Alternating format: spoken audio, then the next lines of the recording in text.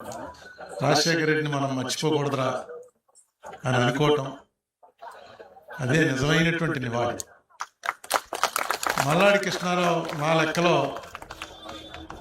ప్రజల నాడి పట్టిన నాయకుడు. ఎందుకంటే మీకు ఉదాహరణ చెప్తాను. నేను మీ పాండిచ్చేరికి అబ్జర్వర్ని, కాంగ్రెస్ పార్టీ అబ్జర్వర్ని. అంటే ఇక్కడ ఏం జరిగినా నాదే బాధ్యత, నేను వెళ్ళి సోనియా గాంధీ గారికి రిపోర్ట్ చేయాలి. రంగస్వామి గారి మీద విపరీతమైనటువంటి వ్యతిరేకత వచ్చింది. ఎంత వ్యతిరేకత అంటే ఒక్క కాంగ్రెస్ ఎమ్మెల్యే కూడా ఆయనకి సపోర్ట్ లేడు. ఒక్క ఎమ్మెల్యే లేడు, స్పీకర్ లేడు, మంత్రులు లేరు. కృష్ణారావు అలా అలా డాన్సింగ్ లో ఉన్నాడు. ఎందుకంటే రంగస్వామి కూడా చాలా ఇష్టం ఈయనంటే. రంగస్వామిని తీసేయకి తప్పదు సీఎం. ఎందుకంటే మొత్తం ఎమ్మెల్యేలు దింపేస్తారు, లేకపోతే నో కాన్ఫిడెన్స్ పెట్టి వెంటనే స్పీకర్ గారు ఒప్పుకుంటారు, దింపమంటారు. అవమానకరంగా వెళ్ళిపోవాల్సి వస్తుంది. కృష్ణారావు నాకేం చెప్పేవాడంటే, రంగస్వామిని దింపేశారా కాంగ్రెస్ అయిపోతుంది జాగ్రత్త అని చెప్పేవాడు. పోనీ నువ్వు అది బయట బహిరంగంగా చెప్పచ్చు కదా, అందరు ఎమ్మెల్యేలతో వాళ్ళు నా మాట వినలేరు. సోనియా గాంధీ కనుక రంగస్వామిని తీయను అని చెప్తే అప్పుడు అందరూ మాట్లాడకుండా ఊరుకుంటారు. అప్పుడు కూడా రంగస్వామికి అనుకూలం ఎవరు మాట్లాడకుండా ఊరుకుంటారు. కానీ రంగస్వామిని మాత్రం తీస్తే కాంగ్రెస్ కి చాలా ప్రమాదం. నాన్ని తీసుకెళ్లి ప్రమాదంలో పారేస్తాడు. ఏం చేయాలో చెప్పంటే సోనియా గాంధీ చేత ఒక మాట చెప్పించు, రంగస్వామిని తీయట్లేదు అని. లేకపోతే సోనియా గాంధీ గారు చెప్పారు, నువ్వు చెప్పు, ఏదో చేయి, కానీ రంగస్వామి గారిని తీయటం మంచిది కాదు పార్టీకి. సోనియా గాంధీ గారికి వెళ్ళి ఇదంతా ఎక్స్ప్లెయిన్ చేశాను.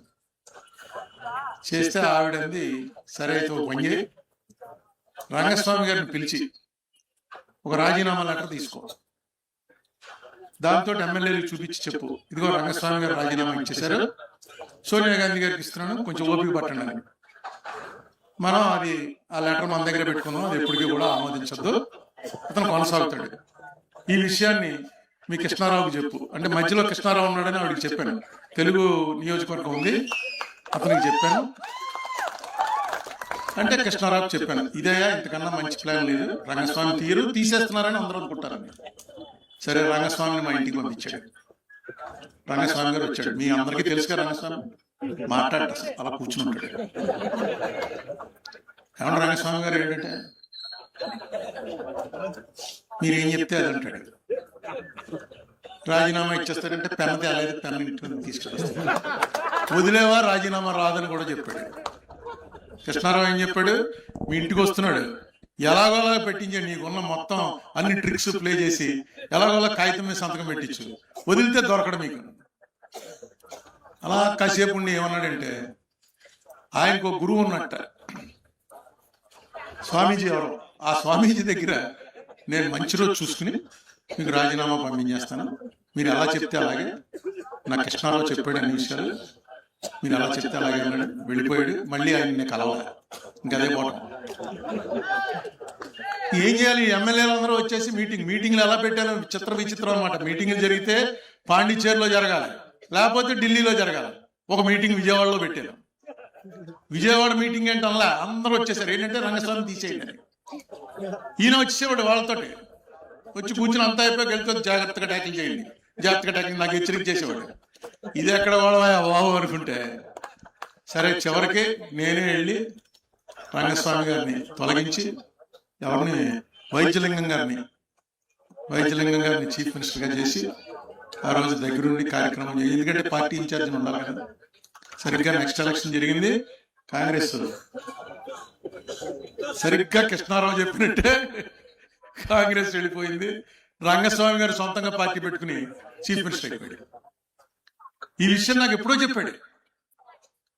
నాకు అదే ఆశ్చర్యం. ఇప్పుడు తలుచుకుంటుంటే అనిపించింది, ఇతనేం చదువుకున్నవాడు కాదు మీ కృష్ణారావు. అక్కడేమో పాండిచ్చేరిలో తమిళ మాట్లాడేసేవాడు, అక్కడ ఢిల్లీ వస్తే ఇంగ్లీషు హిందీ 2 భాషలు మాట్లాడేసేవాడు. ఉత్తప్పుడు మాత్రం ఏమీ తెలియనట్టు ఎలా ఉంటాడు. అదే అనుకుంటాను నేను, రాజకీయ నాడి పట్టగలగటం అనేది చాలా తక్కువ మందికి ఆ నాడి దొరుకుతుంది. మల్లాడి స్వామికి ఇక్కడే కాదు, ఈవెన్ ఆంధ్రప్రదేశ్లో కూడా నా ఎలక్షన్లో కూడా నాకు వచ్చి చాలా సాయం చేశాడు. నా ఎలక్షన్లో కూడా ఎవరెవరు నాకు దెబ్బేస్తున్నారో నాకు తెలియదు, కానీ ఆయనకి తెలుసు. పలానా వాడని వాళ్ళ ఇంటికి వెళ్ళి వాడు ఎవడు చెప్తే వింటాడో తెలుసుకుని, అంటే ఈ రాజకీయం అనే దాన్ని ఒక సీరియస్ గేమ్ కింద ఆడినటువంటి వ్యక్తుల్లో మల్లాడి కృష్ణారావు ఒకడు. అందుకే రాజశేఖర రెడ్డి గారికి అంత ఇష్టం.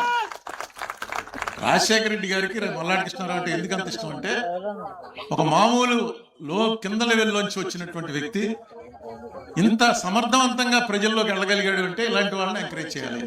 ఎందుకంటే ఇంకా ఇతనికి మల్లాడి కృష్ణారావుకి కొంచెం సపోర్ట్ ఉంది. మీకు నాకు కులబలం లేదు, ధనబలం లేదు. నాలాంటి వాడిని రామచంద్రరావు గారు, రాజశేఖర రెడ్డి గారు వీళ్ళిద్దరూ కలిసి చిన్నపిల్లాడిని, ఆ చిన్నపిల్లాడు కూడా మంచి చిన్నపిల్లాడు కాదు, అల్లరి పిల్లాడు. అల్లరి పిల్లాడిని పెంచుకుంటూ వచ్చి నేను ఎంపీ చేశాను. ఇది కేవలం ఏళ్ళ వల్ల అయింది తప్ప ఇంకోటి ఎవడో నాతోటి పని చేయించలేడు అసలు. ఎందుకంటే నేను పని చేయను, నాకు పని గండం, పని చేయాలంటేనే భయం వేస్తుంది. అలాంటి వాడిని నా చేత పని చేయించారు. ఎవడో చేయని పనులన్నీ కూడా నా చేత చేయించారు. నన్ను ఎంపీని చేశారు, 2 సార్లు ఎంపీని చేశారు.